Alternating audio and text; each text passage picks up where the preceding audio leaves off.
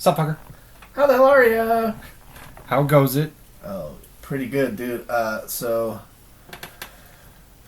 Dave just brought me, he just 3D printed my character for D&D, Brown Canis, and it's fucking super dope.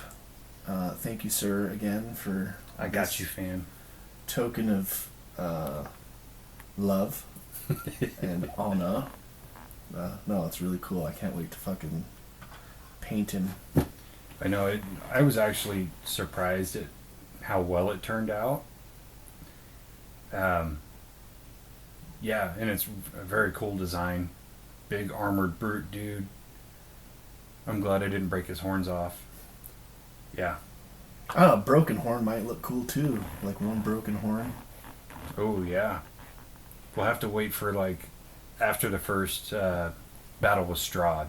Yeah. Where we're guaranteed to lose. And then, battle damage everything. Yeah. I'll have to take a picture and post it on the Dave-inci's Code page there. Yeah, it's pretty fucking sweet. Yeah. So today, we're going to talk about life after death and reincarnation. Life after death and reincarnation. I like it. Have you ever been reincarnated? Not that I can remember, but not everybody can remember their past lives. So,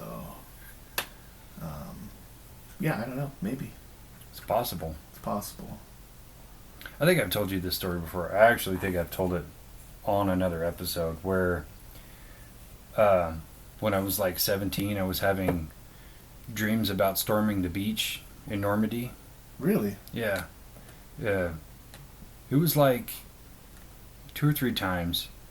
Very vivid and like very visceral. One of those like super lucid dreams. And up until this point, I had like no exposure to anything World War II related. Like I hadn't even seen Saving Private Ryan or anything like that. But yeah, I had these dreams for a couple of weeks, and I remember like being on the boat, as they would drop the tailgate and you'd storm the beach, and I remember vividly running off of there and running to those big like jack looking things, and in the last dream it just like went black and I woke up and I never had another dream like that ever again. And then probably 6 or 7 years later, I watched the movie Saving Private Ryan for the first time, and it was exactly like that. And then I was like, shit, maybe I was like a GI in World War II and I had died and was reincarnated. Possibly. Very possible. Yeah. And I don't care how crazy that makes me sound. It happened. Yeah, I don't think it sounds crazy. I mean, there's got to be a reason for. I mean, especially if you've never had any kind of like influence in seeing something like that. And I know that there was like a few video games that came out around that time that were kind of like that. But I think that came out after Saving Private Ryan did. Like, what were those games called? Medal of Honor. Medal of Honor, yeah. Yeah. And Saving Private Ryan came out in like 97 or 98, Yeah. somewhere around there.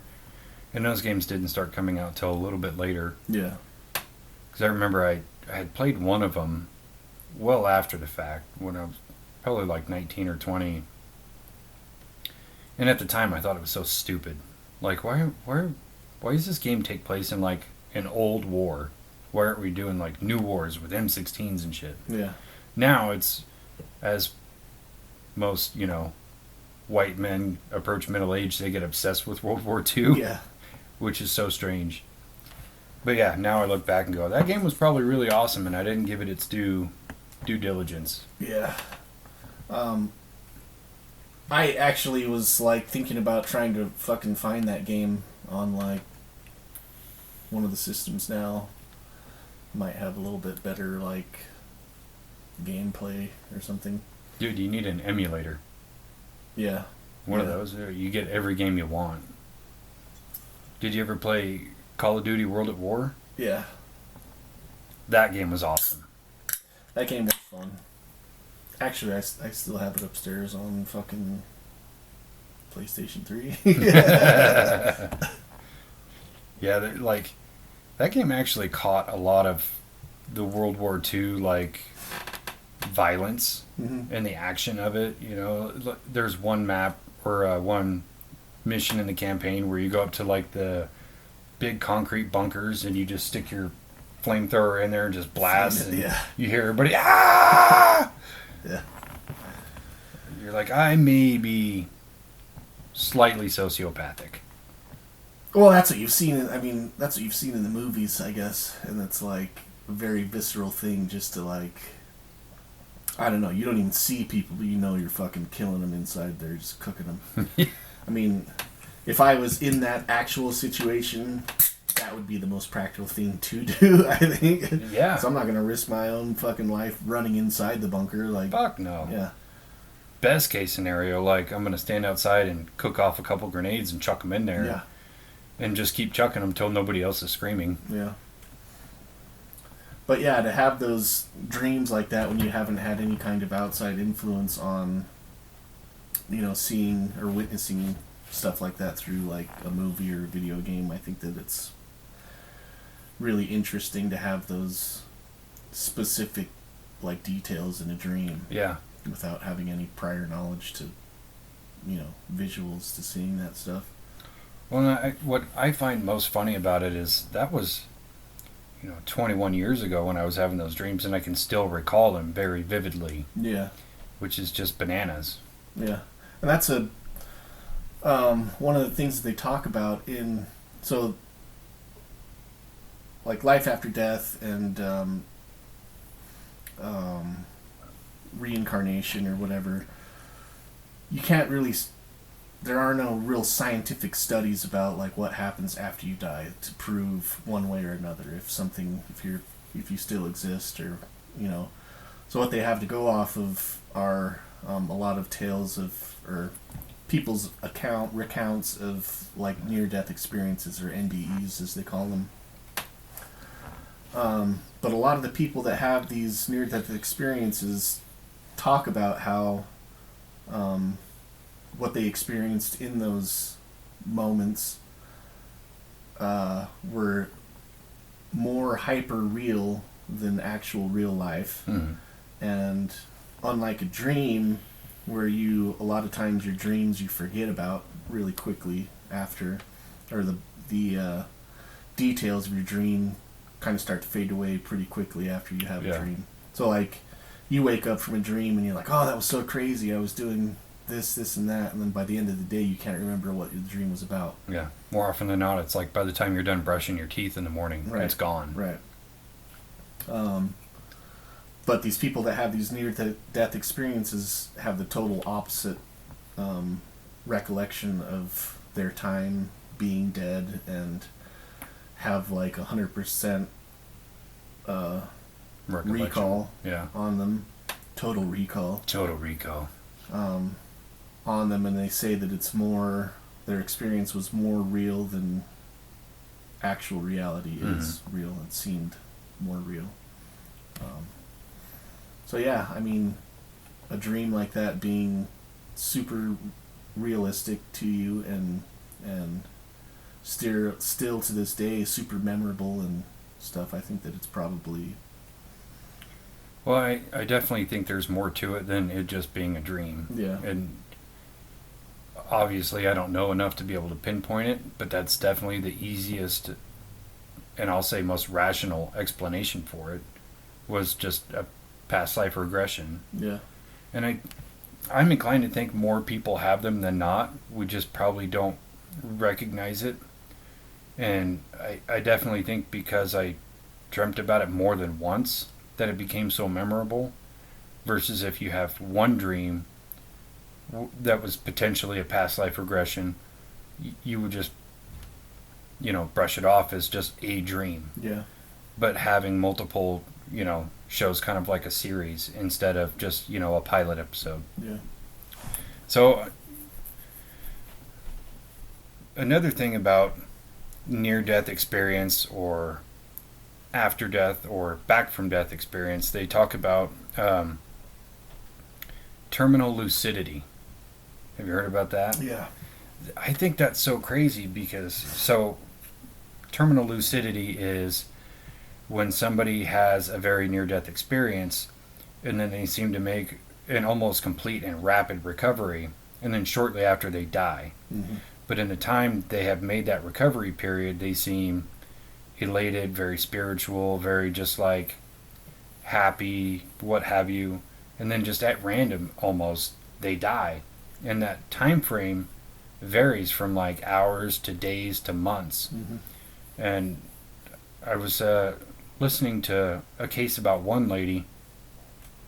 She had like got into a car accident.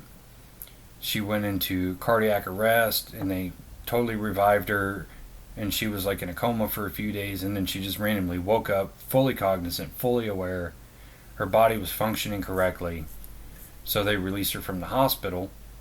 She got out and she, for the next few months, was just like, everything is wonderful and what have you, and then just died in her sleep at random, like 3 months later.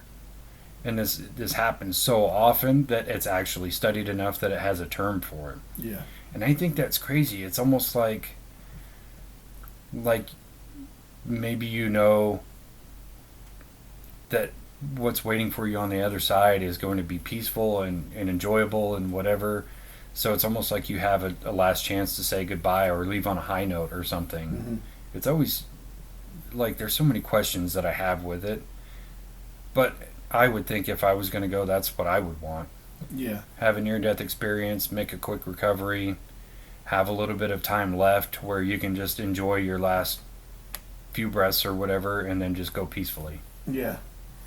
And also just to get the experience of like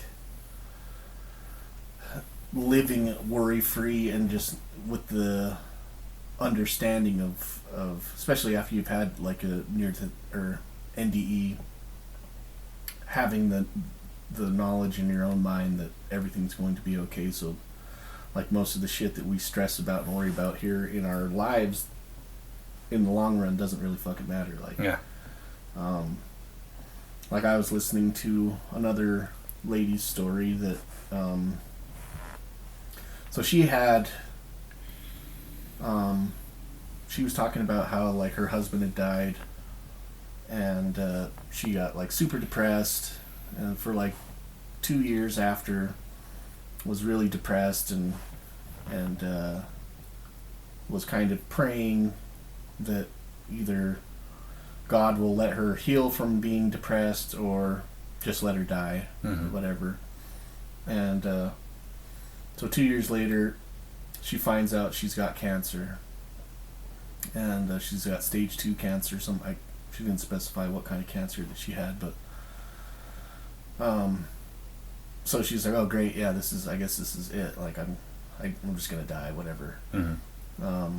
So reluctantly, she goes to the hospital and has surgery to have some of the cancer removed from her body, and something happened during the surgery that the doctors didn't know about, and she started bleeding internally. So she got done with the surgery, and they sent her home, and she was bleeding internally still, and she didn't know it. So then she goes like home, starts feeling kind of weird, like takes a shower, and then notices she's got blood coming out of her orifices. So she's like, oh, this isn't normal, it's probably not good.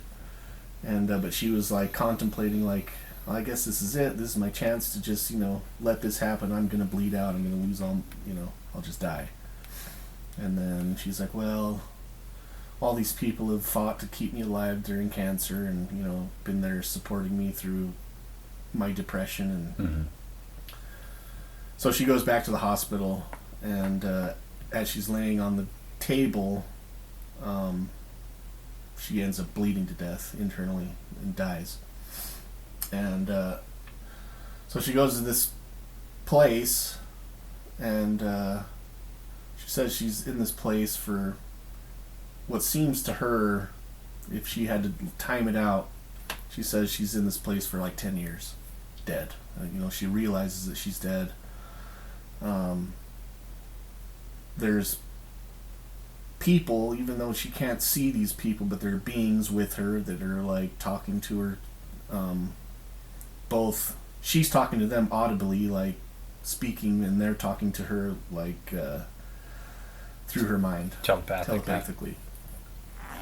And so she finally realizes where she's at. It's like a misty place, and it's like white. Everything's white and it's misty, and she's like, "Oh, this must be heaven." But she realizes there's a door kind of across this long hallway or room.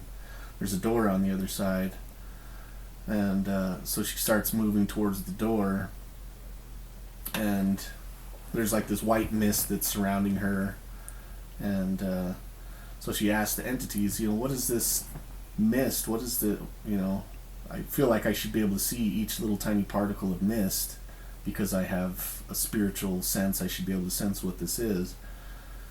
And the spirits tell her that it's like, so when you're on Earth, your soul or your consciousness kind of gets corrupted by the earthly, like it's like dirt. Mm-hmm. Your soul or your consciousness is dirty, so walking through this mist is kind of cleansing you to be able to walk through the door and go on to heaven. And so she's like walking through this mist, and she gets to the door, and then she hears the voice talk to her again and says, "Okay, well, this is your time to decide. You can either open up the door and walk through it and you'll continue on to where you're supposed to go, or you can not go through the door and you'll go back to living the rest of your life." And for some reason she chooses to go back, even though she feels like she's super, like, the most happy she's ever felt in this place, and like she just feels calm and peace and love, and like it's the most fulfilled she's ever felt. Mm-hmm. She still feels there's stuff that she needs to do in her life. So she comes back, and before she leaves, she said the entities tell her, "Well, you've come this far through this cleansing mist. When you get back to your normal life, you're going to be made whole." Mm-hmm. And so she doesn't really understand what that means, and then so she comes back, pops back to life, and she's been dead for like 15 minutes, like dead out. But in her mind, in this place, she was there for like 10 years. So she goes back to her body, like comes back to life, and like surprises all the doctors that have already pronounced her dead. So she's laying there and just comes back to life, and so they like start treating her and like bringing her back and pumping blood back into her body because she had bled out. And so she gets better, she goes home, and then she goes back to finds another oncologist to continue her cancer research. And so they do like biopsies to find out where the cancer's at, and it turns out she doesn't have cancer anymore. That's fucking bananas. Yeah. So that was the whole thing with like making herself whole, or making her body whole. So there's another very similar story. And do you know who Kevin Smith is? The writer of... Yeah, writer and director of like Clerks and Mallrats, and he plays Silent Bob. Yeah. So I used to listen to his podcast pretty religiously, and anytime he did like a guest spot, because he's very eloquent with his words, and like his stories are kind of drawn out, but he tells them so well that you're just like enthralled with it. And years ago, he had a heart attack, like a near fatal heart attack. He almost died. But his mom also had a heart attack, and she had died on the table, and they resuscitated her.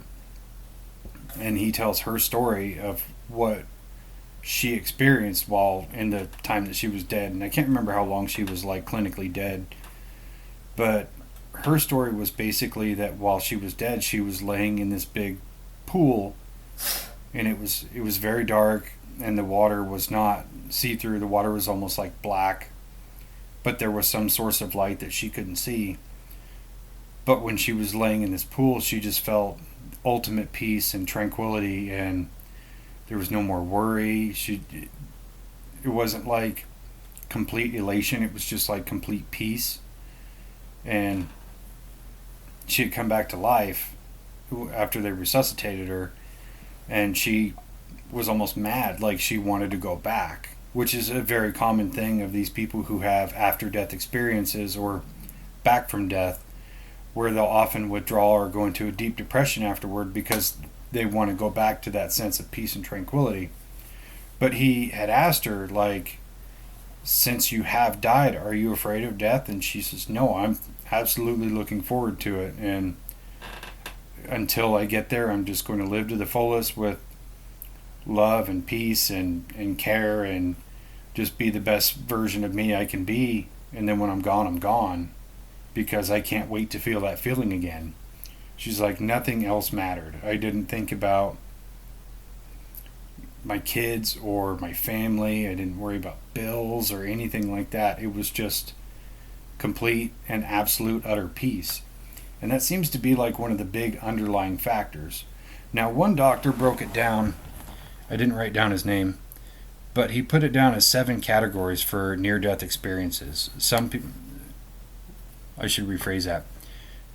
People see different things, but generally it's under these 7 categories. One is you'll see animals in nature. Another one is you'll see a bright light or a tunnel of light. You'll experience extreme deja vu, as though you're actually reliving moments of your life. Some people feel extreme fear, as though they're just sitting in just a blank room and they're just terrified. Some people see violence and persecution, which I almost theorize it's because they're shitty people, and they're forced to pay their karma. Some people see family, and other people recall post-cardiac arrest events, which is to say people who go into cardiac arrest and they're clinically dead, where they oftentimes levitate out of their body and they can see an overhead view of their body, or it's almost like they are conscious and they can see who's working on them, who's doing what to their body and what have you, and they can recall these events more often than not up to 3 minutes. So when you go into cardiac arrest, your brain function stops. Mm-hmm. And most scientists believe that brain functions stop entirely within 30 seconds of cardiac arrest, because you're not pumping blood or oxygen into your brain. But some of these people can recall these events 2.5 to 3 minutes afterward, even though their brain is showing no activity. And then some of these people, they're dead for certain amounts of time and then just randomly come back. I was watching this story. This one lady went into cardiac arrest. She was pronounced dead and woke up 17 hours later in the morgue. Just randomly was just like, what the fuck am I doing in an ice box? Yeah. And when she came back, she like made a full recovery and didn't have that terminal lucidity. She lived for years afterwards. Yeah. And I always think that's the most interesting thing is these people who die but don't have these big wonderful experiences like a lot of people say, where, you know, they were in that pool or they went to this misty place or they floated through the cosmos or whatever. Because like if you watch these stories, especially because I watched this one on YouTube, I wrote it down. It's called the channel is called Coming Home, and it's all about after-death experiences and people who came back. And their experiences are so wildly different from one person to the next. Some of them overlap, but for the most part, it almost seems like a tailored experience. Yeah. But I'm way more fascinated with the ones that like almost astral project out of their body, and they can see everything and recall these physical experiences that they're having without being in their body. Yeah. Just as kind of proof that they were really there, and they can, you know, it almost shows proof of, you know, their experience was real. Well, there was one guy who had this experience, and the nurse, one of the nurses in the room, like, who was tending to him afterwards when he was in recovery, and he woke up and he was like telling her, you know, I left my body. I was watching everything in the room while you guys were working on me. She's like, that's impossible. You were dead. And then when you weren't dead, you were unconscious. There's no way you could have seen our faces or anything like that. And he goes, okay, well, I could describe things for you. And so he describes all these things, and she's still kind of skeptical. And then she's like, okay, there was an object sitting on the windowsill. What was it? And he describes it in perfect detail. So I do think it is like proof. Obviously, you didn't see the person sit up and open their eyes. Yeah. And even if they did, it would only have been momentarily. They're not going to be able to recall every detail in the room and all the people. Like, most people don't have eidetic memory. They can't do that. But this guy could. And he was dead for 4 minutes or something like that. Yeah. So there was one story of a lady that when she died, she like blinked and then opened her eyes, and she was in the back seat of her sister's car, and her sister was like driving through the rain and was like frantic, and she's like, yeah, I remember I was in the back seat with her trying to talk to her, but she couldn't hear me, and I could see what she was wearing, and I saw her pull out her phone and send a text message, and I could see what it said on the text message. Mm-hmm. And then so like after like a week after the lady wakes up or comes back to life and was, recovering, she was talking to her sister and said that, I saw what you were wearing, described to her what she was wearing, and then told her what she had texted, and then so she pulled out her phone and looked at exactly what she had texted, and it was like, hold on, I'm coming. But it was like, how would she know about that? Like, yeah. So it's a lot of weird things, that I don't see how somebody could just guess stuff like that. There are actually, some people on there that, we're talking about people that have good experiences and positive experiences. There are people that do have, like, super negative experiences and pretty much talk about how they go to hell and somehow come back. There's one guy that on there that talks about how, like, he's in this hospital in Paris, and he's trying to communicate with the doctors, and he ends up dying, and he doesn't know that he's dead, and he's like trying to yell at the doctors, and nobody's listening to him, and he's like yelling at his wife, and he's like, well, one thing that she would always do when she was mad at me was she would ignore me, and so I thought that she was ignoring me again, and so I was like walking around yelling at her, why is she mad at me, and quit ignoring me. And so he's like, he finally went out into the hallway to try to find a doctor that'll listen to him. And as he steps out into the hallway, he sees these two shadowy figures that tell him that he has to come with them. And so in his mind, he's thinking these doctors are really dressed funny. So he starts following them, and then all of a sudden everything goes black, and then he's just surrounded by demons that just start attacking him physically and, like, pretty much like raping him and biting him and just tearing him apart, like, bit by bit, and just totally just hell, pretty much. Yeah. Until he finally makes it back somehow. I read a book years ago. I'm talking like I was in my early 20s when I read it. Another guy recounted the very same thing. He essentially got into a car wreck, and he died in the car, and the paramedics had resuscitated him, but while he was dead in the car, he was in hell. And basically described the same thing. And like, all the demons weren't like your traditional biblical looking demons. They were often like misshapen bodies, like big blocky torsos and skinny legs, and just all around weird looking. And they did all the same shit to him, tortured him, raped him, pulled him apart piece by piece, put him back together just so they could keep doing the same thing over and over and over.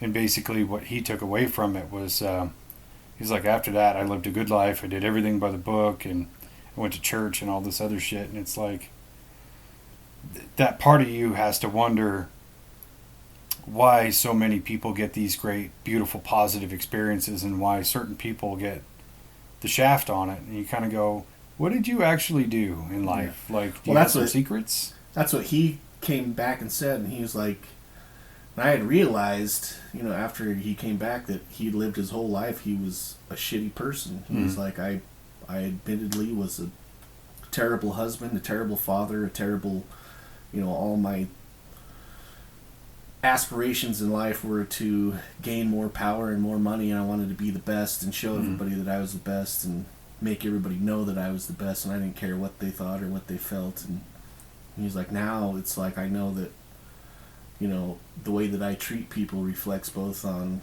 myself and on them. So I have to treat people the way that I would like to be treated, and show love and compassion to people outwardly and in the front, of everything that I do. And so he's like, it changed his whole life and his whole perspective on how he had been living his whole life. It was really, really great. And there was another lady that also had a after-death experience, and talking to the entities where she went, the beings,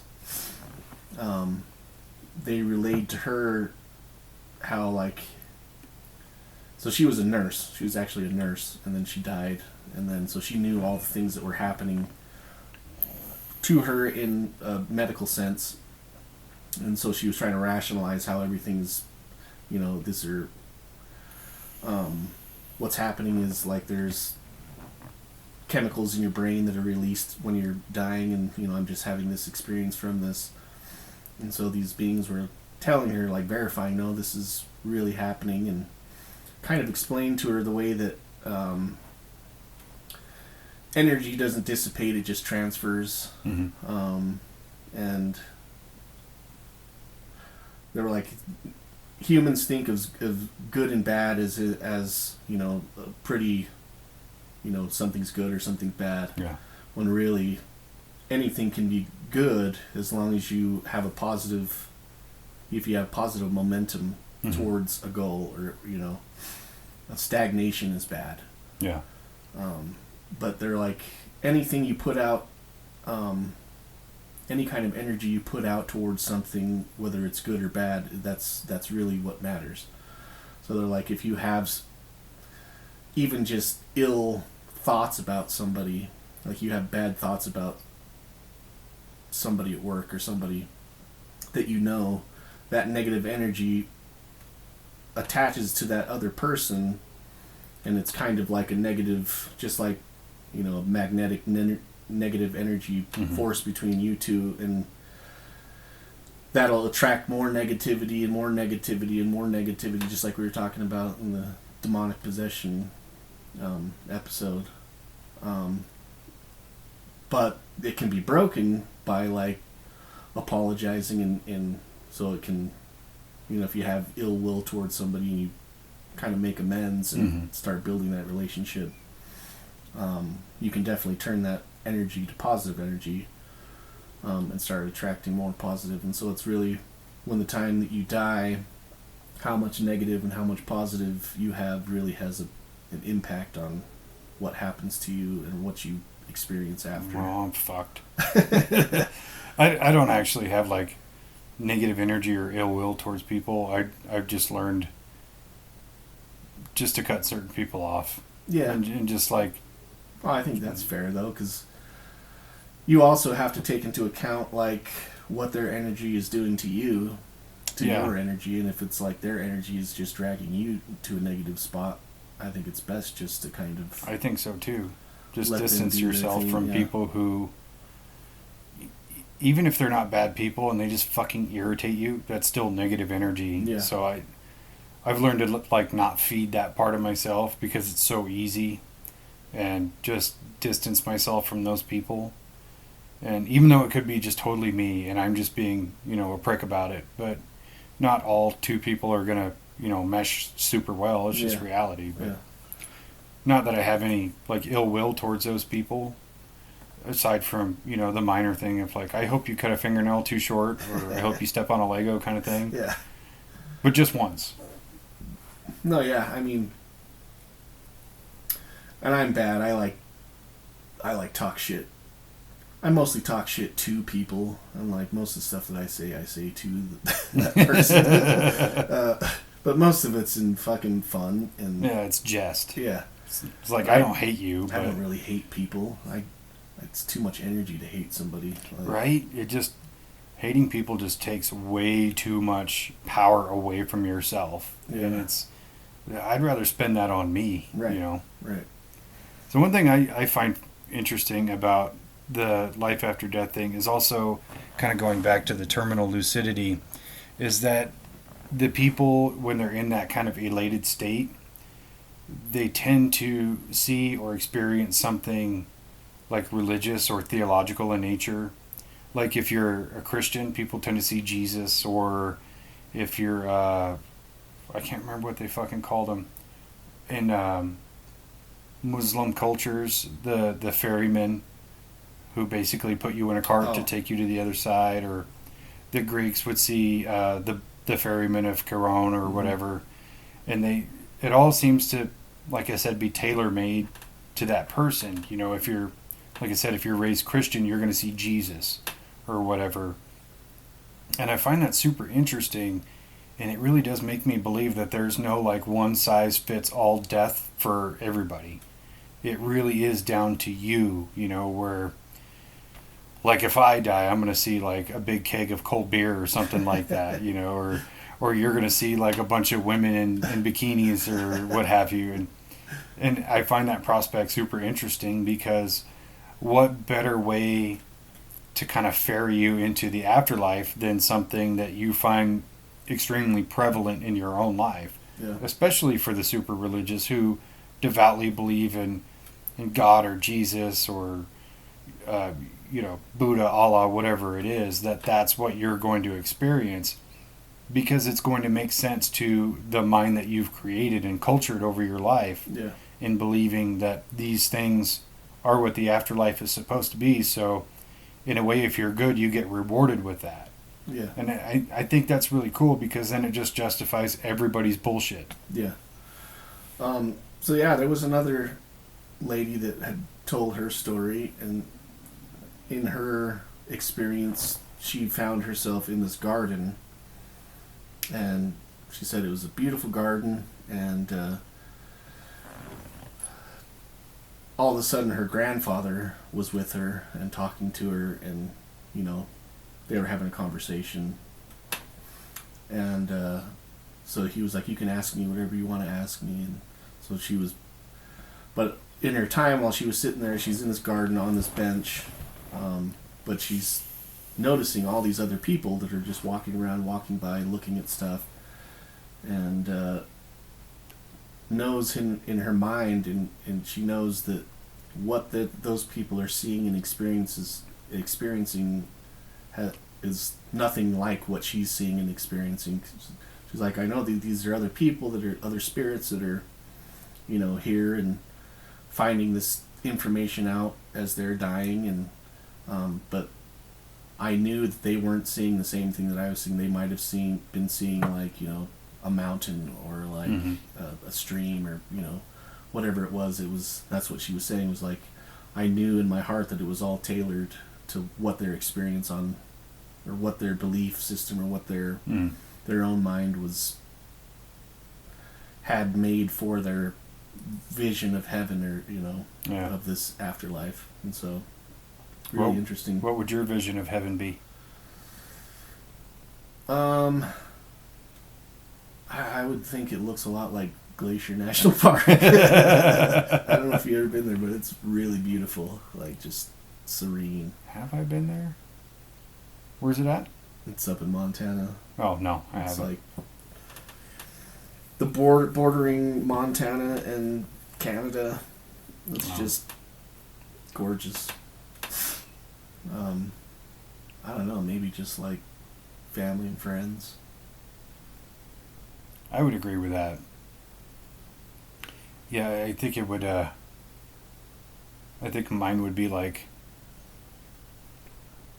I don't know, kind of cut in thirds, because you kind of get the family and friends aspect, and then another third would just be like peace and fucking quiet. Just like in a dark room with no sound. Yeah. And then probably another third would be all the selfish shit that I like to do. It's like some like airsoft game with your whole family that's super into it, but it's like no noise. Yeah. And I always win. You're untouchable. My ego can only take so much. Yeah. Another thing with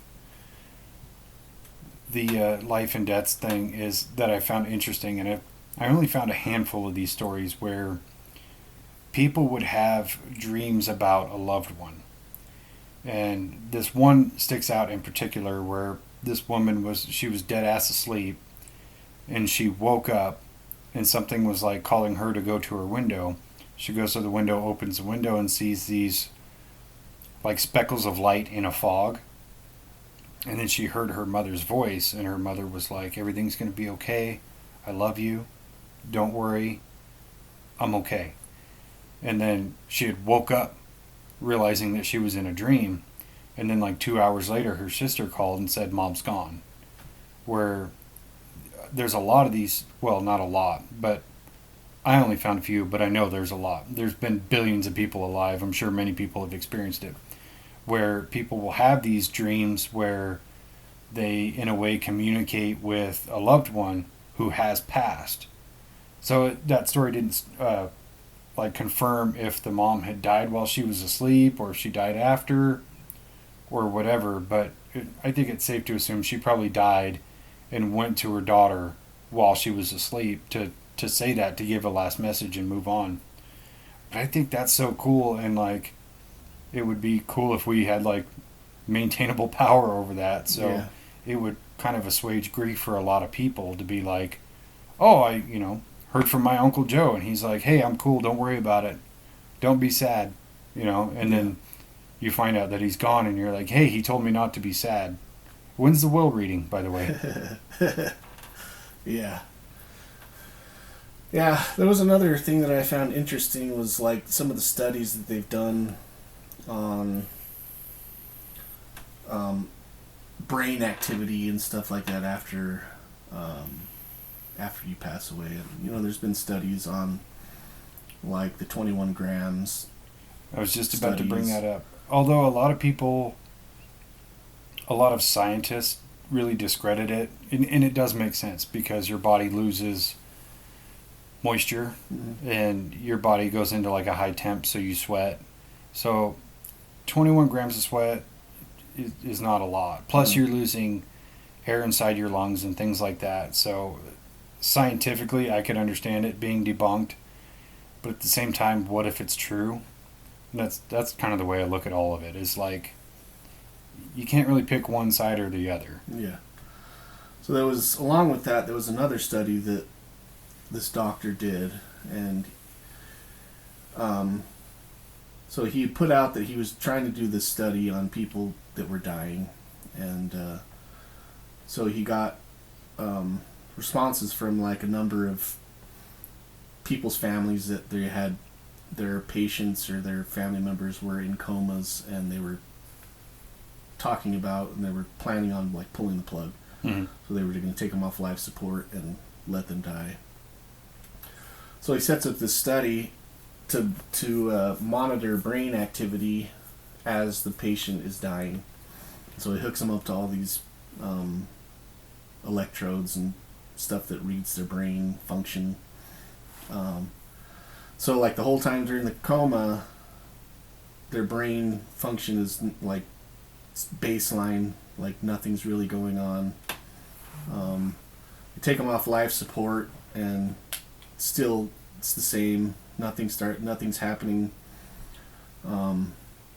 Body dies, and heart stops. So brain activity should cease.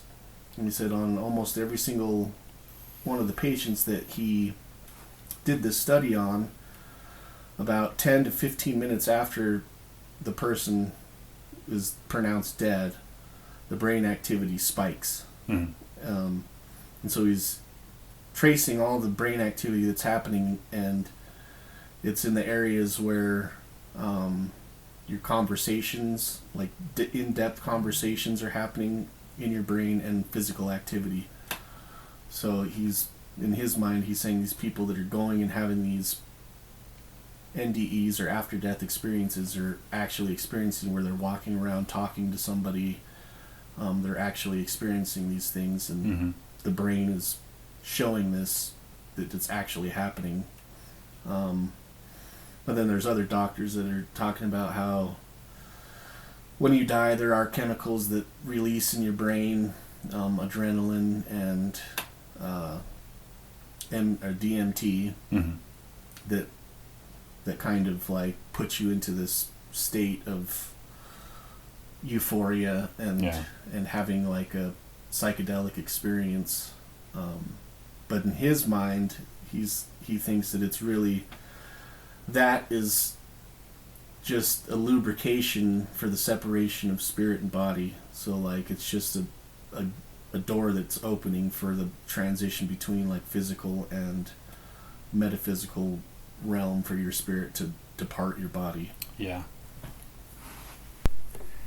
You know, I think it's hilarious the way all these podcasts end up coming around to psychedelics. Yeah. Oh, by the way, Blue Chew. We got to mention Blue Chew. They should make a psychedelic Blue Chew. Dude, I think Preston made a pretty slick comment about that. No, the way DMT is, and I've never personally tried it, but I'd be 1,000% down, where people talk about the spiritual aspect of it and how they can kind of relate it to a lot of life and death stuff and just that heavy spirituality that goes with it. Mm-hmm. And I really do think that psychedelics themselves have a direct link to life and death. And while I was kind of researching this episode and listening to people's after-death experiences, or they're back from death, whichever, and I was thinking, like, what's my closest experience to that? Because I've never, had like a near-death experience or cardiac arrest or anything like that. And the only thing I could think of was taking a big dosage of mushrooms one time. And after the majority of it passed, you go through like your ego death and the visions and getting the gigs really bad and all that. When you're in that totally relaxed point where you're at peace and you're kind of like, I'm ready to be shown whatever, whatever whomever will show me. And I got into that point and I remember like floating up into the sky, not like lifted or pulled or carried. I just felt like weightless, like floating up, and something's calling me to come up and talk to it. And it wasn't like a voice, it was more of a feeling than anything. And I just remember that feeling, and that was the best part of the whole trip, was just completely weightless. I almost felt like a balloon full of helium, just slowly floating up, not thinking about anything, not worried about anything. The only thing I was pursuant of was finding what it is that was like beckoning me to come talk to it. And then right after that, it was like an instant come down. And I hated it because I was like, what was up there? But just comparing it to the notes of what other people have talked about, that's got to be really close, if not a direct parallel. And if you look at like Norse mythology, they talk about the tree of Yggdrasil. I always pronounce that wrong. Where they believe that you will die and be reincarnated over and over until essentially your spirit or your soul reaches a level of ascension, and then you can join the tree, and the tree is like a collective consciousness. And even in the Tibetan Book of the Dead says the same thing. You're going to die and reincarnate until you reach a place of nirvana, and when you're done, you will basically join the collective. Because you're no longer selfish. You don't think about yourself. You don't think about being on earth or worldly interest anymore, because you finally just reach that place where you let go and you're not tethered to anything anymore, and you're finally at peace as a person, as a soul. You're at peace, and then you can become part of everything all at once, which is kind of what they describe nirvana as. And then if you tie that back around to mushrooms, there is kind of a prevailing theory that mushrooms are psychedelics in general because they're all kind of based on the same plants in a way. This is more of a chewy topic, but it is almost believed that it's based on a collective consciousness. Yeah. And I could wax poetic on that all day, but again, I'm going to leave that one to Chewy. He knows way more about it than I'll ever know. But I like the idea that psychedelics are a way for you to get into that slipstream between life and death, between conscious and unconscious, and basically like break the tethers of one side or the other to where everything is infinite, everything is available. Yeah. And you've done them, you know exactly what I'm talking about, where you just feel completely tapped into the you're tapped in, you're unlocked, there's no tether, there's nothing tying you to anything. You can go anywhere or be anywhere or see anything at any given time. Well, it's also just the feeling of being connected to everything that's around you. It is both ends at the same time. Yeah. It's amazing. Yeah. Well, I definitely believe that also, like talking about reincarnation and reliving multiple lives to try to, there's certain things that you learn about yourself and whether you can remember those things or not, or if it's just a retry on getting things right or trying to get, life correct, where you're a person that can let go of like wanting to be the best and brightest and have the coolest shit. Yeah. And I think that's what's, especially nowadays where everybody focuses on having the latest phone and the coolest sneakers and shit like that. I mean, I love fucking shoes, but yeah, I mean, it makes sense. Like, well, even with that aspect, I think there is a level of ascension emotionally or even mentally that comes with, like you say, you like shoes. You're not buying shoes to impress the kids at school or to like show up your coworkers because they got these $200 Jordans and you got $300 Jordans. You do it because you like those things. They make you feel good or they add a sense of value to your life. I think that in and of itself is some kind of ascension because you're not buying them for any other purpose than yourself. Yeah. And that shows a lot because you brought up phones, it's such an easy like allegory of people who come to work and be like, dude, I got this brand new Galaxy 85 or whatever the fuck they're at now. Check this out. It does all this. Like, cool. It's still a phone, bro. Does it make phone calls? Yeah.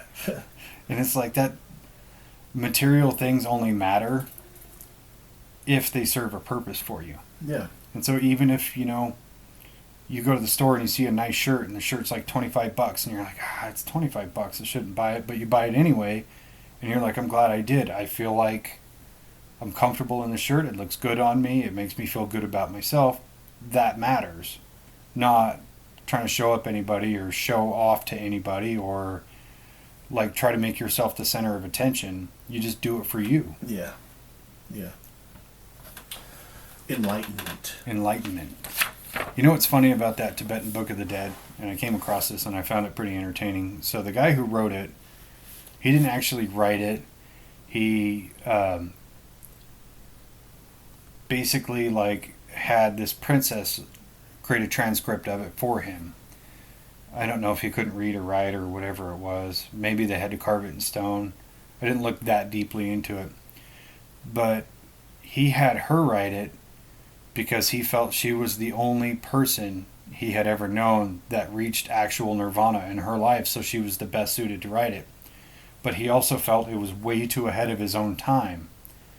So he hid this book, and he prophesied that it wouldn't be found for 500 years.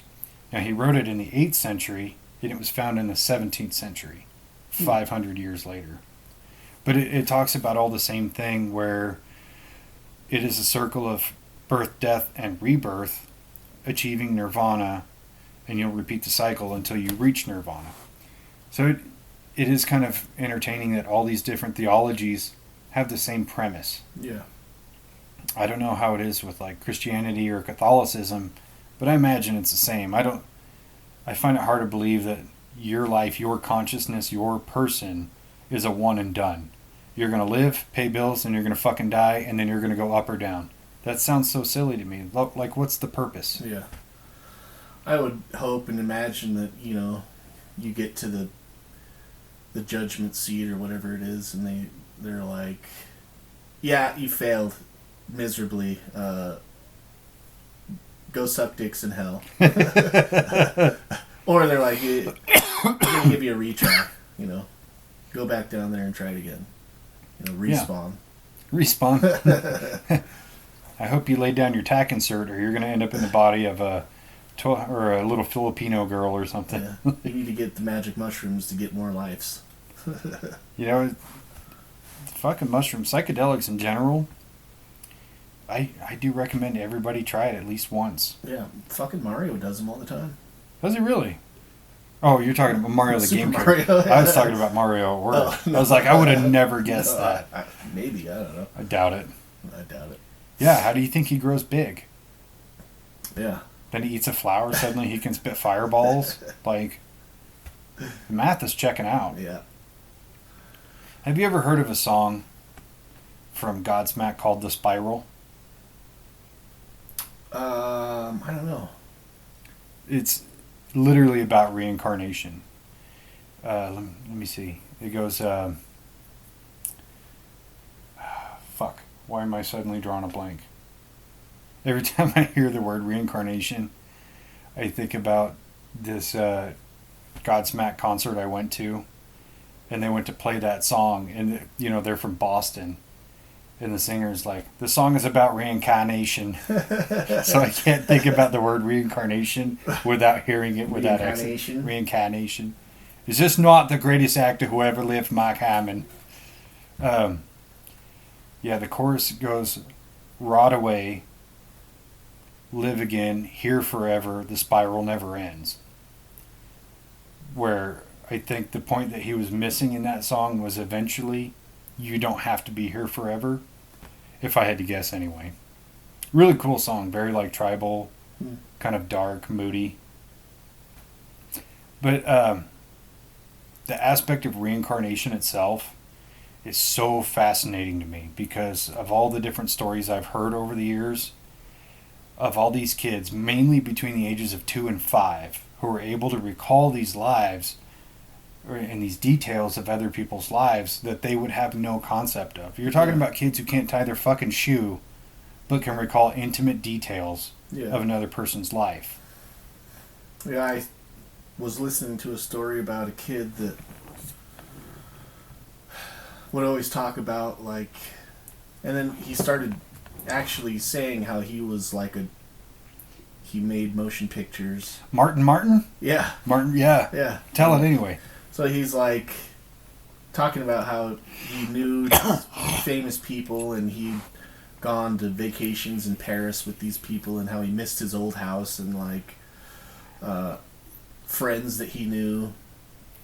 And he ends up like he was like obsessed with like old Hollywood memorabilia stuff, and then one day he's looking through this book that his parents got him, and then he recognizes somebody in the book, and he's like, oh, that's me. And so they start doing this, like the parents start kind of looking into it, and like all the people that the kid had said that he had known were people that this guy had worked with on movies and gone on vacations with and stuff like that. The house, he remembered the house, what street it was on, all these crazy details about this. He was a director, a movie producer back in like the 30s or something. Yeah. And just knew all these super intimate details that a kid wouldn't know, shouldn't know. Especially a kid of that age. Yeah, and he was like, starting from the time he was like 2, right? 2 or 3. And up until he was like 8 or 9 when he was just, always obsessed about talking about this person that he knew or he had been. But yeah, really interesting. Yeah. A couple of the other details about that story was, one, he recalled having 3 sons. And when he was flipping through that book, he pointed them out, and he's like, those are my 3 sons. And the parents arranged, like, once they figured out who the kid thought he was, which was Martin, that they arranged to meet with the surviving family of Martin, and would basically, like, have the family sit down with the kid, and the kid would divulge all these different details, and the family confirmed everything. Mm-hmm. And I thought that was so fucking cool. And it was like after that, when he was in that like 7, 8, 9 range, that he started to not remember it and let it go, which almost makes me think like Martin finally found peace. Like he was able to see, okay, my family's okay, everything's good, I can move on.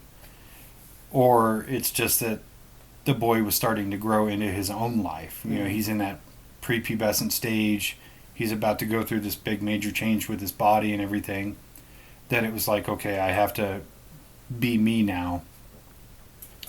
And like the one thing I hate about those stories, and I fucking hate this, is all these people who come out and try to discredit it, even though the story adds up, all the math checks out, and they're like, oh, it's just a family trying to get 15 minutes of fame. Like, is it? Or is it just this weird supernatural thing that people just don't give enough credence to? Yeah. Or there was another one of this, another young boy said that he was a woman and he died in a plane crash, and he could remember, or no, sorry, that's a different story. He was a young woman and he had lived down the street, so like every time his mom would take him for a walk, he'd say, that's where I died. And so he was giving all these different intimate details, and his mom started doing some research and realized the building that he's always pointing to, there was a fire there in the 70s, and a lady died there, and he had all the accurate descriptions. And so she tried to trick him, so she printed off a picture of the lady who died and slipped it into their photo album with like all their normal family pictures. And she's going through like, who's that? Oh, that's Papa. Who's that? Oh, that's Grandma. Who's that? Oh, that's you. Who's that? He goes, oh, that was me, and points to the picture of the gal who died in the fire. Like, you could trick kids into doing what you want, but when they do it in that fashion, where they have no prior knowledge and you're not coercing them or coaching them, you're going to have a hard time convincing me that's bullshit. Yeah. Yeah, and there's a point where, like, coincidences and guessing, after it starts adding up to so many, similarities, that it stops being a coincidence and becomes a pattern. Becomes, a pattern, or closer to a fact. And I've talked to so many people, over my lifetime, and I think a lot of people feel it's very faux pas to talk about reincarnation or their own experience. But I have had a few people who I have talked to who have shared their experience with me, and never once have I been like, hey, you're full of shit.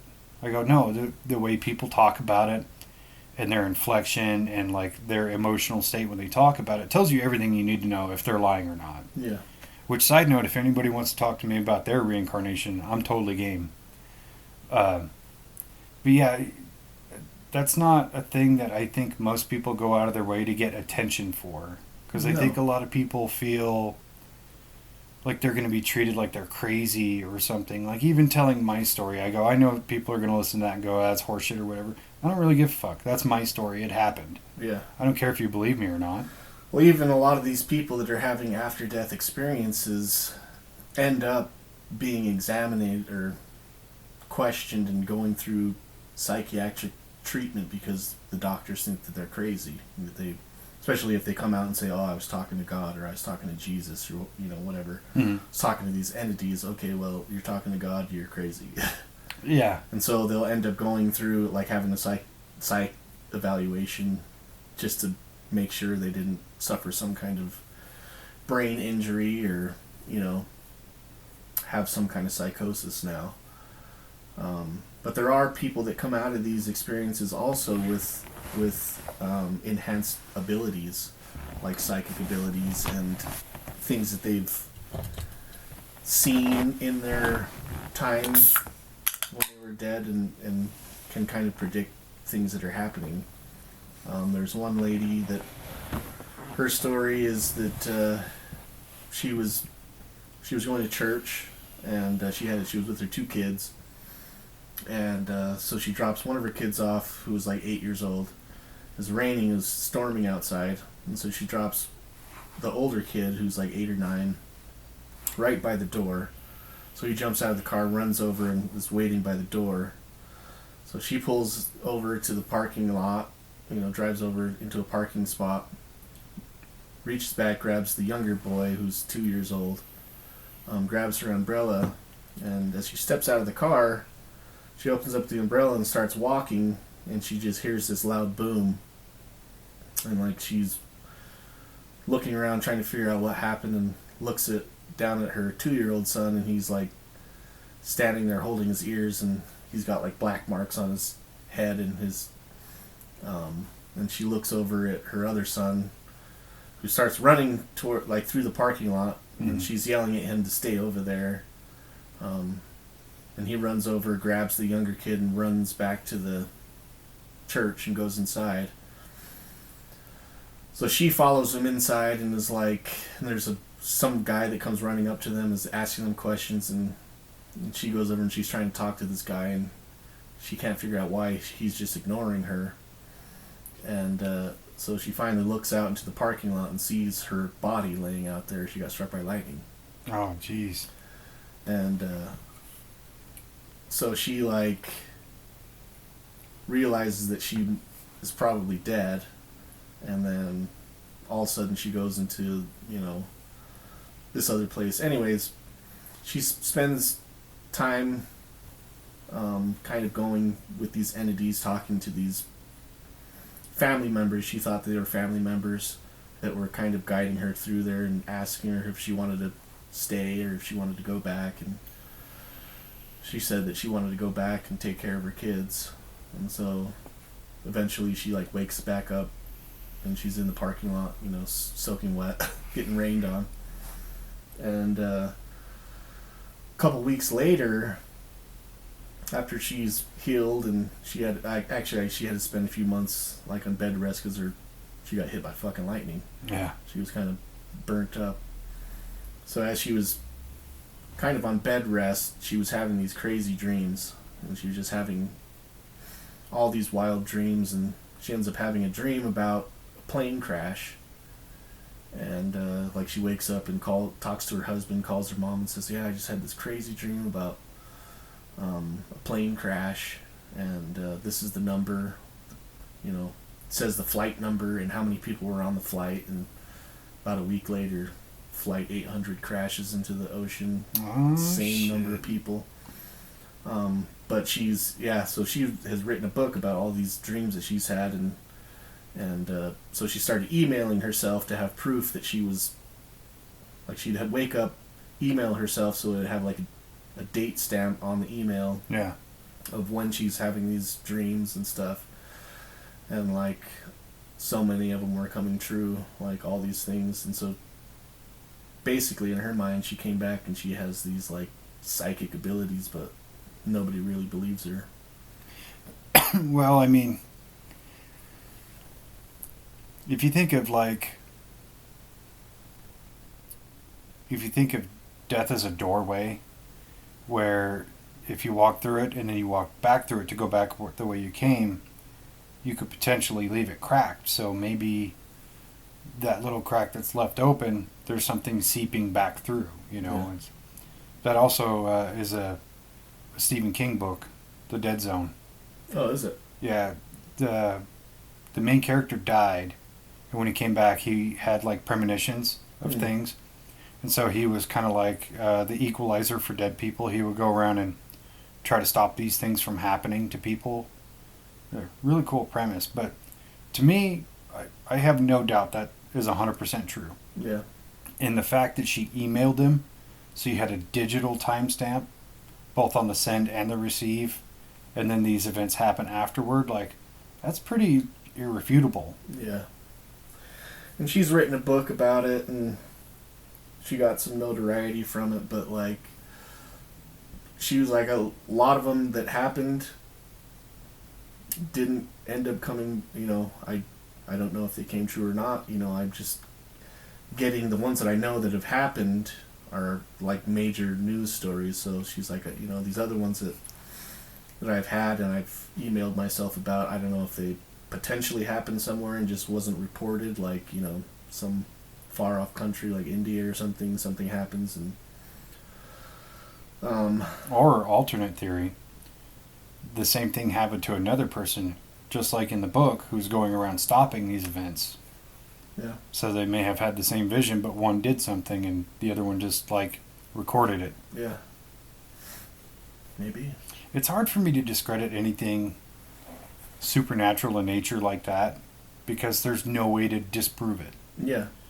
And I think that's what makes those subjects so fun to think about or even talk about, because theorizing about it is really cool, but at the end of the day there's no way you can say one way or the other it happened. Yeah.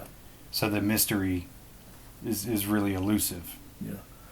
It's like some of these like ancient alien people talk about, like the lack of evidence doesn't prove that it's not doesn't exist. Exactly. It's just the evidence just hasn't been found, but it's not going to be found if nobody's looking for it, really.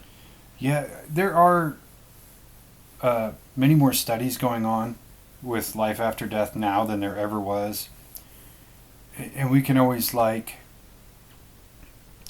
attribute that to kind of Dark Ages mentality, where in the past when medical science was making huge advances, people were still very religious.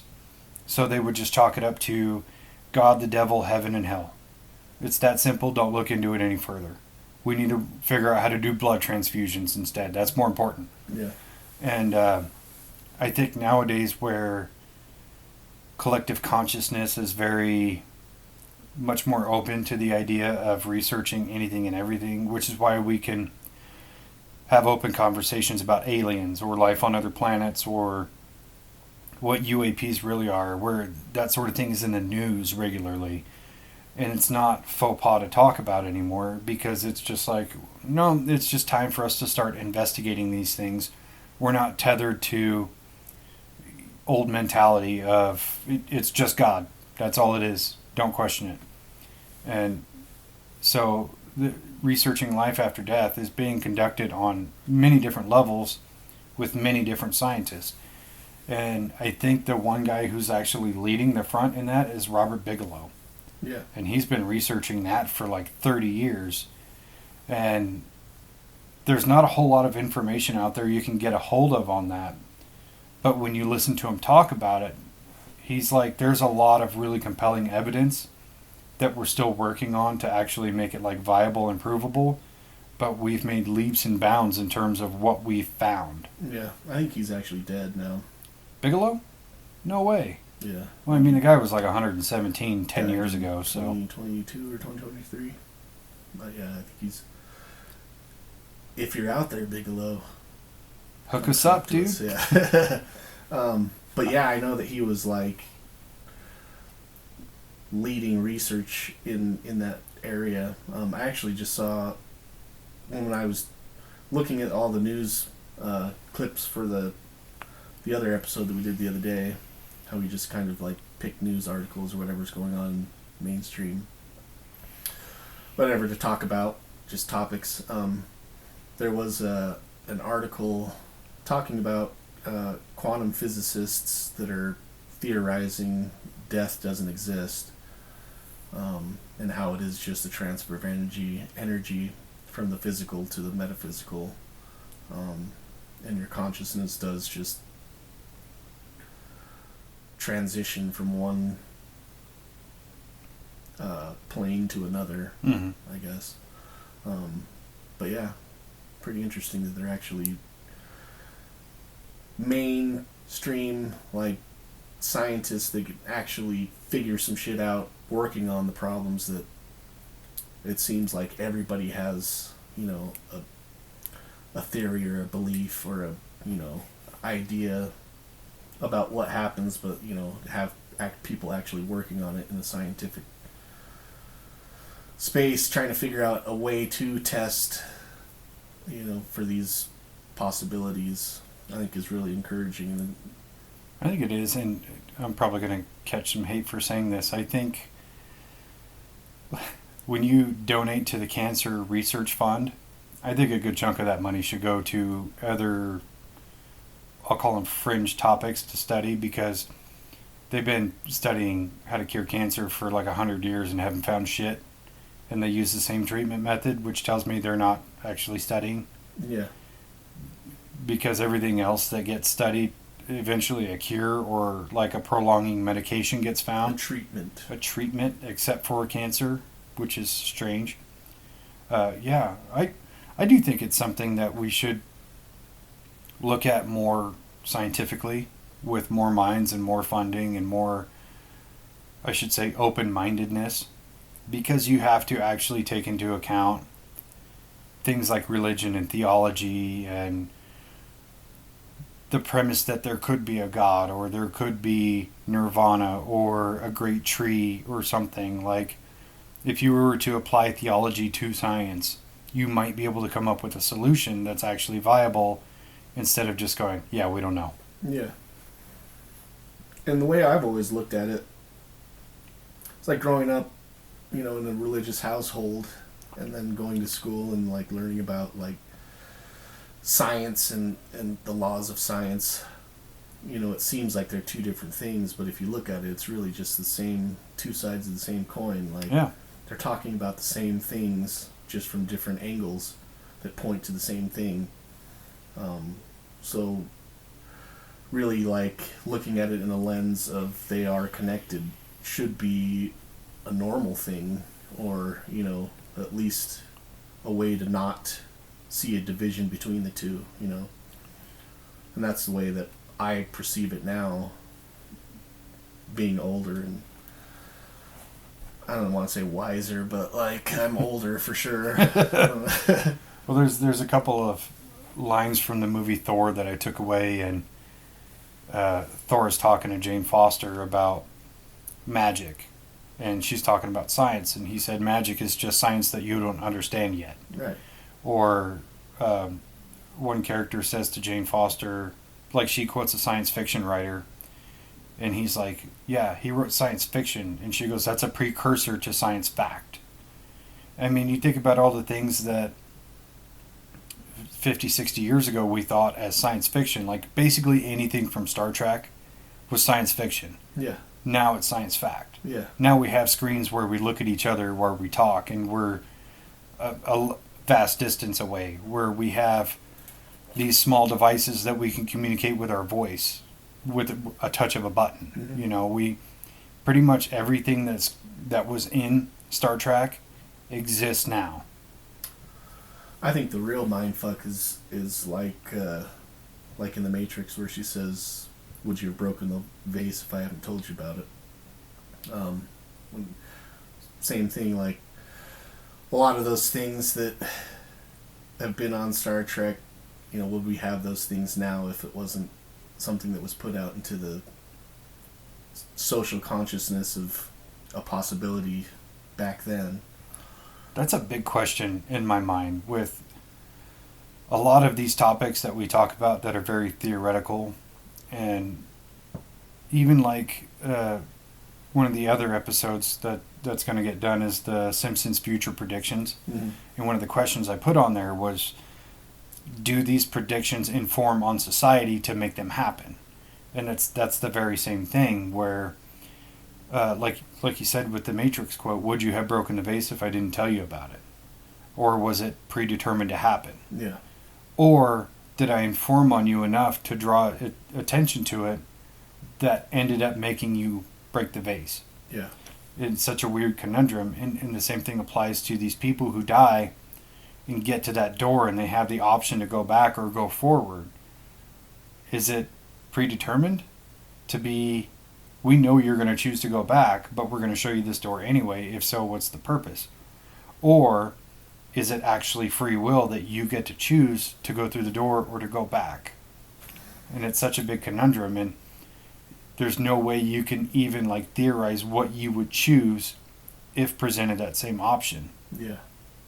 So you have to assume it's either your actual free will in the moment, determinable by how you feel at that moment, or whatever big powerful force is out there knows what you're going to choose, but want to show you that you have a choice, which is illusion of free will. Yeah.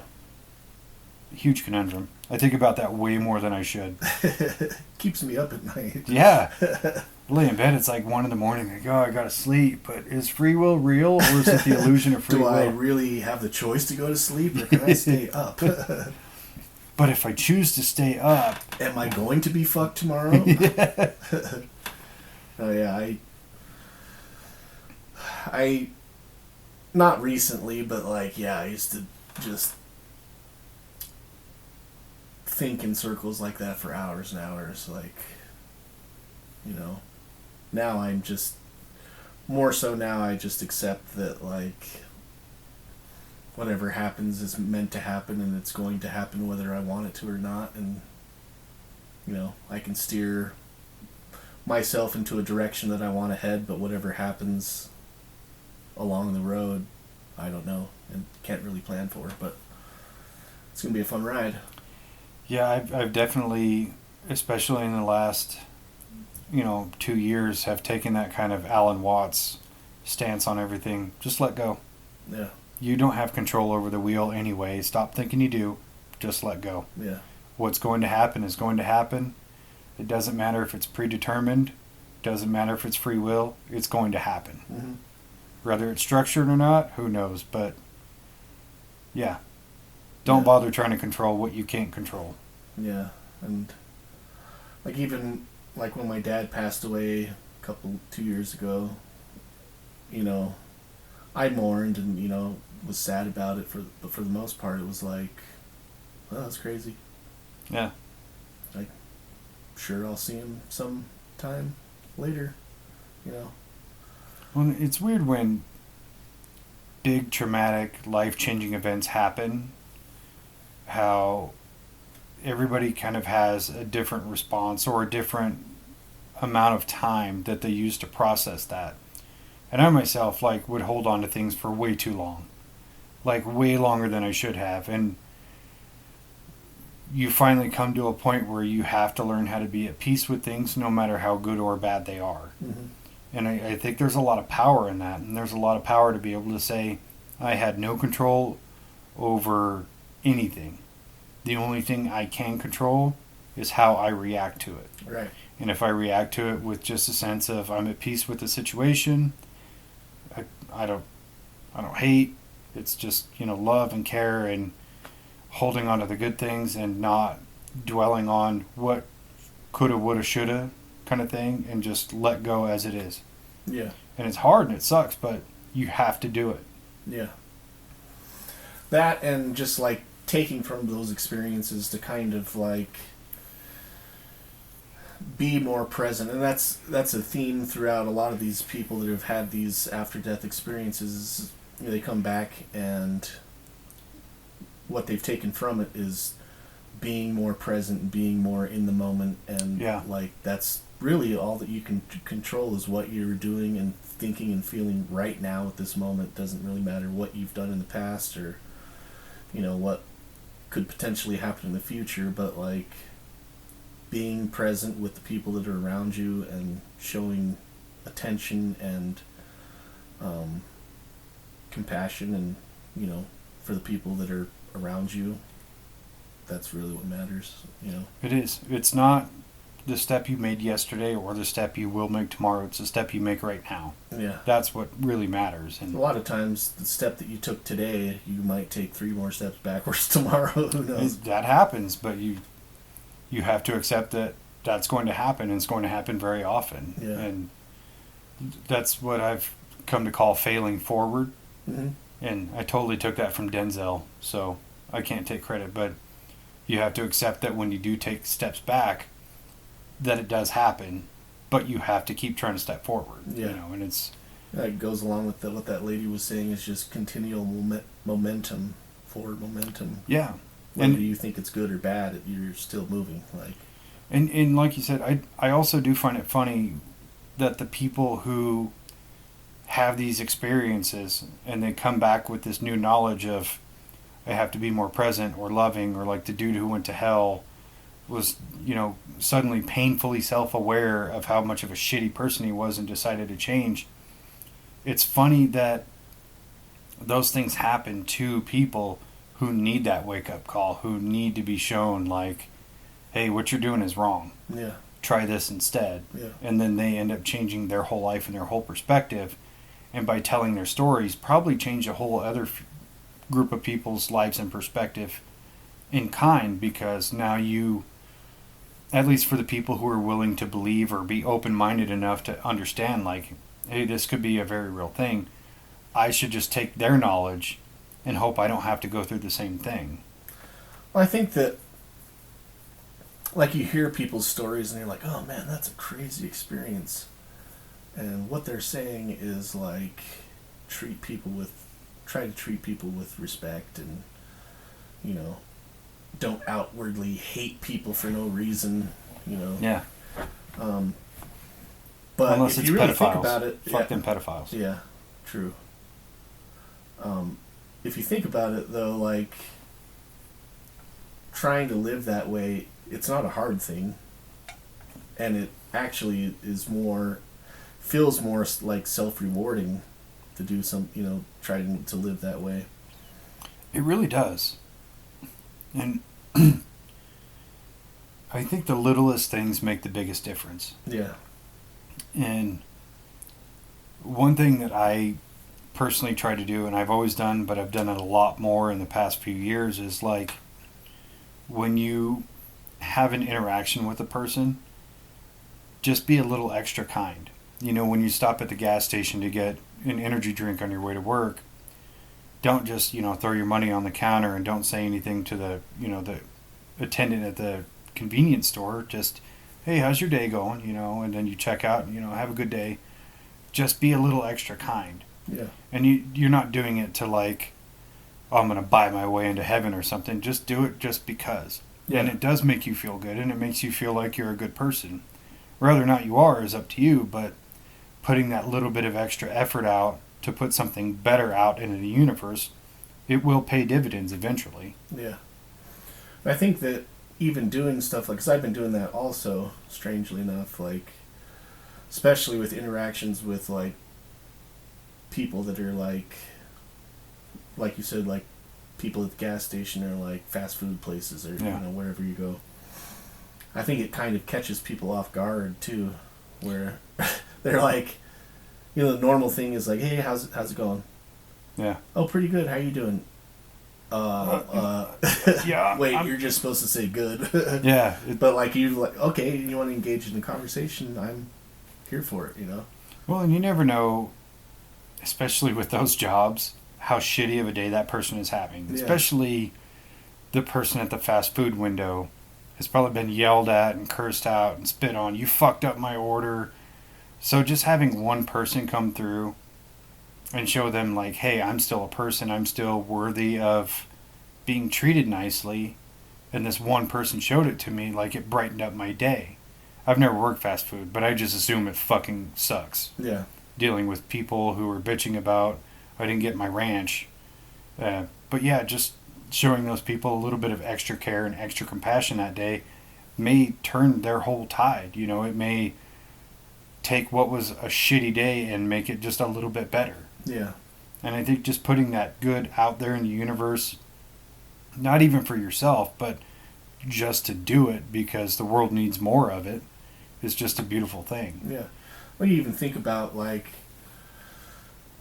you spending that extra 30 seconds or whatever to have a little bit of a conversation, and say, like, so I've gotten into conversations with people. There was one time I stopped at Jimmy John's and ended up sitting there talking to the kid that was working there for like 5 minutes about like work and like random shit. Yeah. And we were both like laughing and, kind of joking with each other about like having to go to work, and it was a night shift, and so I left and I'm like, hey man, have a good day. Hey, you too. Left. I felt positive, like, oh, that was funny. And I'm sure that he probably felt the same way. Like, that was weird. I've never gotten into a full conversation with somebody at the drive-thru, you know. But leaving him in a positive space and myself leaving in a positive space, I think that it was, you know, that's a good thing. It can't be a bad thing, you know. No, and even though I do believe it gives you a little bit of extra karma points, it's still just a good thing to do. And I think just being a good person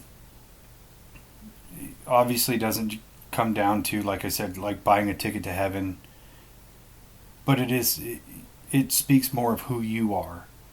And you also have to look at it through the lens of these people who had these after-death experiences and what they saw and what they went through after they died. And you have to question inside yourself, what would I see? What would I be treated to? Would I be that guy who's getting butt fucked by demons? Or am I going to walk through the mist? Yeah. Like, which is it going to be? And it's not that I want to sway the scales in my favor, but I'm going to do what I do knowing that it is going to help in some way, shape, or form. Yeah. And so I don't think that's like a selfish point of view. I think that's just a realistic point of view, because I know deep down I would do those things no matter if I was going up or down. It wouldn't matter. I'm not going to change that. That's part of my personality, is to be nice to gas station attendants and people who work fast food. That's just the way I'm built. But if it does help me in the long run, fucking cool. Yeah. I earned a little extra because I've seen a lot of people get really shitty at people just trying to do their job. Yeah, and it's I know that people have bad days and like shit compounds on top of each other, and when the shit starts stacking, it stacks up quick. Oh, for sure. But yeah, I mean, and it's easy to like target somebody that you don't know that, you know, made a minor mistake, and all of a sudden it's like everything is just coming loose on this one person for the one thing that they did wrong. But like, and I know that it's bound to happen to everybody at some point, For sure. multiple points in their lives, but like trying to see people for just being people and just, you know, having that attitude that nobody's out to get you. Yeah. And if something happens, it really was probably just a fucking error or a mistake, or, you know. Yeah, and oftentimes little things can be course corrected like that. Like, I think it was like a month ago, I was in a grocery store, and the lady in front of me trying to check out was being, what did the Navajo used to call it? Oh yeah, a cunt to the lady running the check stand. Yeah, she was just like royally terrible. And I'm going to judge on outward appearance. Like, this is a lady who does this regularly. So like, we get through the check stand, and I could see the lady working the check stand was like upset about it. Like, she was on the verge of tears. And I was just like, hey, don't listen to her. You're doing a great job. Don't sweat it. She's just a bitch. Yeah. And she was like, thank you, I really needed that. And I was like, you're welcome. Now scan my shit. I want to get out of here. Now scan my shit before I lose it. Before I get worse. No, yeah, I think definitely, you know, trying to uplift people is a lot more self-rewarding than like being in that negative space all the time. For sure.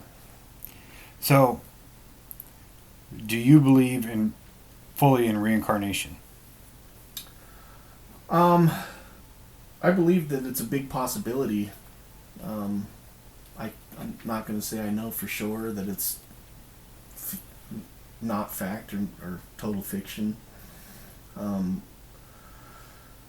I do, you know, it makes sense that, you know, a lot of things that we do here on Earth, we fail at, and we have to retry to get good at something that you want to be good at. Yeah. So in that sense, it makes a lot of sense to have to be able to go through this trial that we go through in life multiple times to get it more right than you would just on a one run type thing. So yeah, I believe the possibility for that. You know, I believe 100% that there's life after death, that there's an existence after this mortal existence that we are experiencing here on Earth.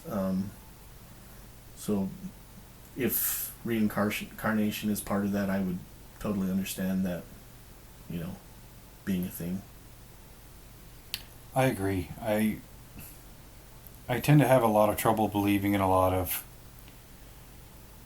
metaphysical theorizing, like it, as much as I am into like the ghost hunting and the theorizing about it and all that. I can't really say I believe in ghosts. I don't believe in almost any religious aspect of God and the devil, heaven and hell, things like that. There's a lot of it that I think is just kind of mumbo jumbo. But one thing that I will say 100% I believe in is reincarnation.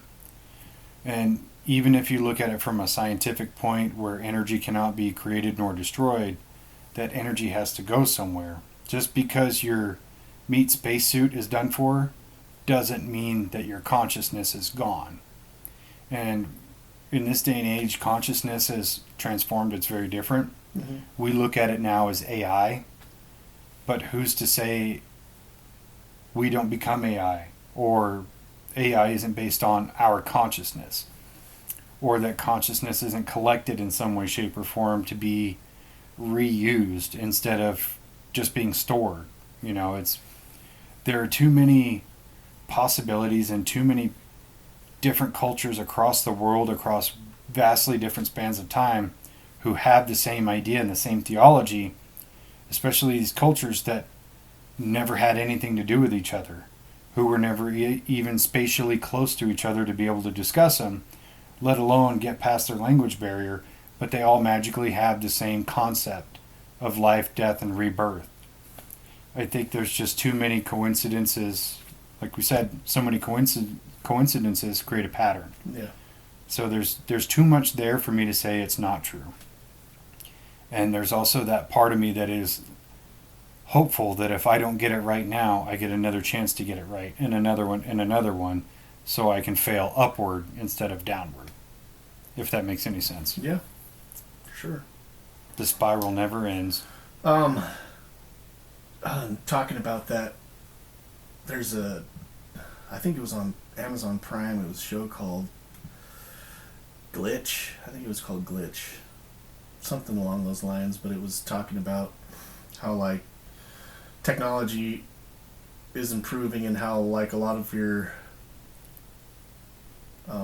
as people are starting to get these, like, Neuralink stuff and you're more connected with AI, your consciousness kind of melds with the AI, and then, like, in the show, like, the people die and then their consciousness just switches over and is still existing in these AI accounts that are like their old account, but they're still alive inside these accounts, and they start, like, possessing people. Kind of an interesting show. That's a really cool concept. Yeah, but it was kind of along the lines you were talking about with the AI stuff. But anyways, it was off topic a little bit, but kind of a good show. I don't know if I ever finished it though. I'm going to check that out. That's interesting. Yeah. It's like that movie Transcendence with Johnny Depp. I don't know if I've seen it. So he's like this prevalent tech guy in the AI field, where he's developing this system that's going to have the collective intelligence of every human being that's ever lived. And he ends up getting shot by this, like, anti-AI radical person. And he lives, but he's not going to live very long. I can't remember, like, what the medical condition was. But his wife was unwilling to let go. And so she worked with a friend, and they uploaded his consciousness into this program. So, and they spent all this time, like, recording his dialogue and his movements and things like that, so it could give an actual, like, portrayal of him using the AI as, like, the spirit, the backbone. So he was the AI, but he was, I don't know, it's hard to really, like, explain it. But yeah, so his consciousness became the AI. Hmm. And then he started doing all these different projects, like building these fields with satellites and things like that. And I'm just going to spoil the whole fucking movie for you. Anyway, he becomes really powerful and really strong, and he's basically in control of the worldwide network. Even though he's not doing anything with it, he has the power, and all these people want to take him down. And so his wife ends up getting like mortally wounded, and she's going to die. And he's like, "I can fix you," and she's like, "No, I'd rather just die, but I want you to shut off when I die." And so she passes away, and he shuts down the entire AI program. He like self-destructs basically, but everything he had been working on was to basically heal the world. Like, he released all these nanobots into the sky, and it fixed all the world's pollution and did all these crazy things, shut down technology as we know it, but improved the actual health of the planet and people with all these nanobots that he created. It's actually a really cool movie. I don't know why it got so much hate. I never even heard of it. It's a pretty good movie. But I do think that there is going to be a huge tether with our consciousness to AI.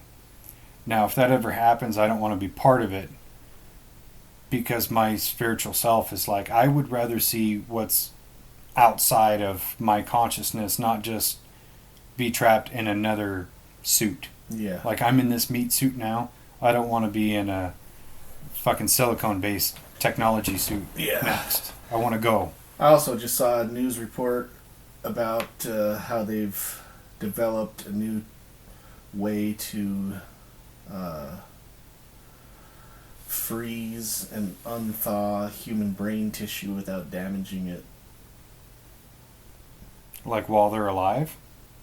Or just like a total stasis? Total stasis.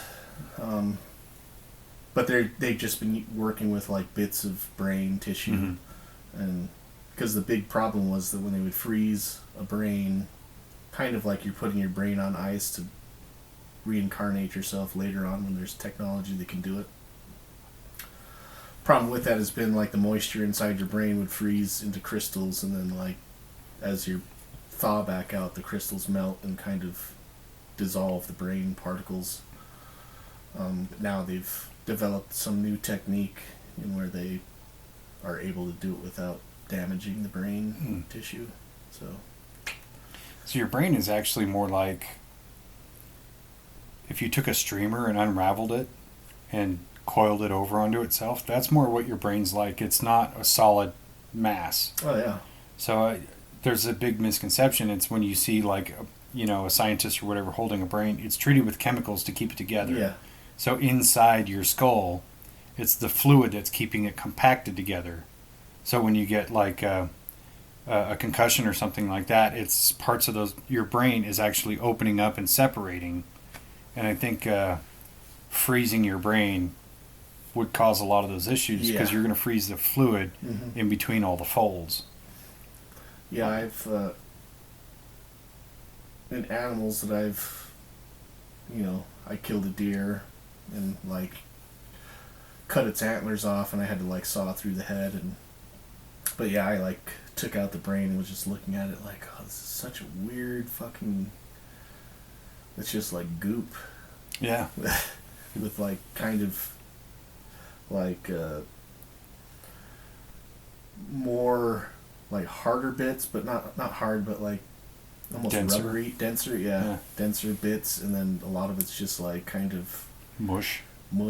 Yeah. Gross. Yeah, it's kind of like really runny oatmeal or something. Ooh. I don't know if you've ever like felt brain matter before, a brain before. I'm so fucking squeamish, I'd probably just puke. Yeah. So I killed this deer and like gutted it, cleaned it out, butchered it, and then had the head and was like trying to take, and so I just got a fucking saw and started sawing through the skull with the saw. 16-year-old kid cutting up this deer's head in my front yard. But fascinating to get to see the insides and kind of handle that material. Never want to do it again, but yeah.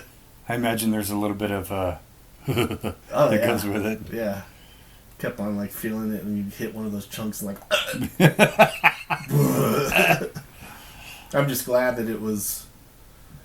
I think it was like late November when I was taking this head apart. I killed the deer in October or whatever, and had this head, trying to figure out what I'm supposed to do with it, and then started cutting it open. But it was cold outside, so I didn't have the like any kind of smell or anything like that. I think that Thankful. helped a lot. Yeah.